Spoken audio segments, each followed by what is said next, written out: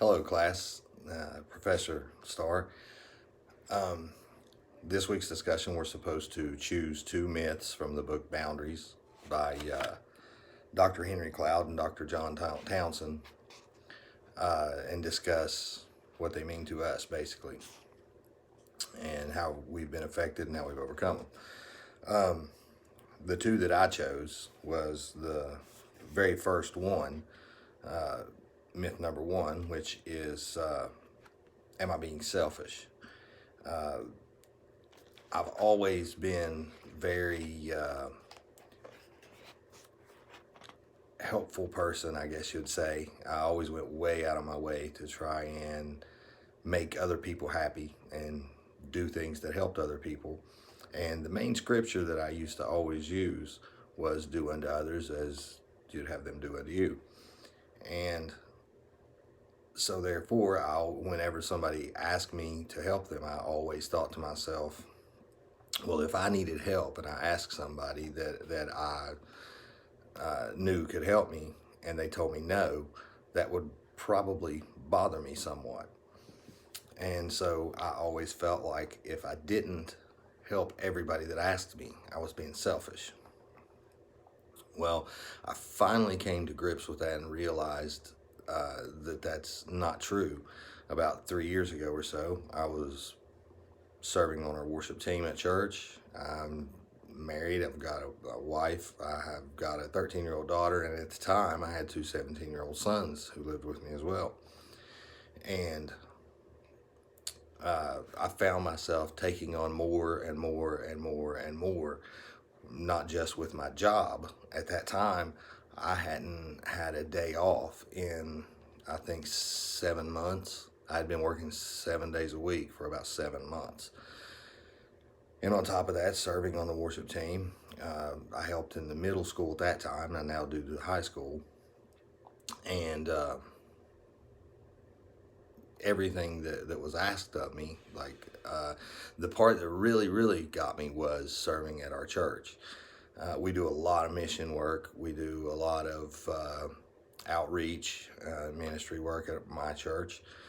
And so therefore I saw that as basically doing work for God, and so therefore anytime that we had a carnival at our church, anytime that we had some kind of special program where it was an outreach program, I felt it my duty, to help. And if I didn't help, I was being selfish because I'm young enough and able enough that I could have done so.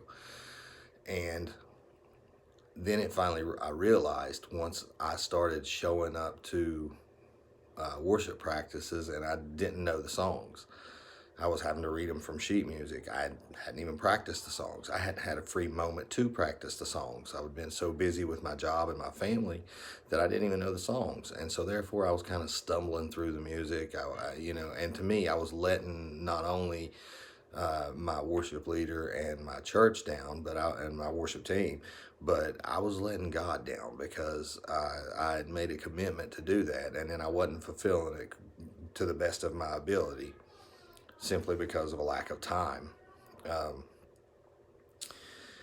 The other one was the feeling of guilt if I tell somebody no, and that goes right along with the selfishness. That's the reason I felt guilty if I said no, was because I felt that had been selfish. And so therefore, like I'd show up to church if I did say, when I did finally start saying no, that was the first myth that I busted, was that I wasn't really being selfish. But then, as the enemy's always going to do, he hits you with something else. And so when we would show up to church and they had no lead guitarist, and the music was all the guitar was just rhythm guitar, and I was like, people would come up to me after church and say, man, that sounds so much better whenever you're playing lead guitar up there.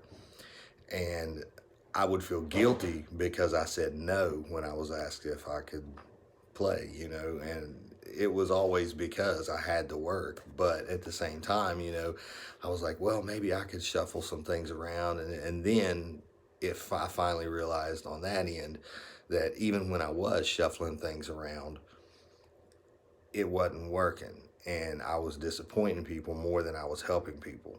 So that was my bout with the myths and how I defeated them. And you know, a lot of prayer and fasting went into those decisions, and I know that God doesn't steer us wrong. He's perfect. If He says do it and you do it, then things are going to end well. So now, luckily, well, I'm blessed. I believe in luck. I believe in Jesus, but I'm blessed enough to be able to play in the worship team a lot more because my hours at work have decreased some. So thanks to God for that one. You guys have a blessed evening, and I hope you do awesome in the class. God bless.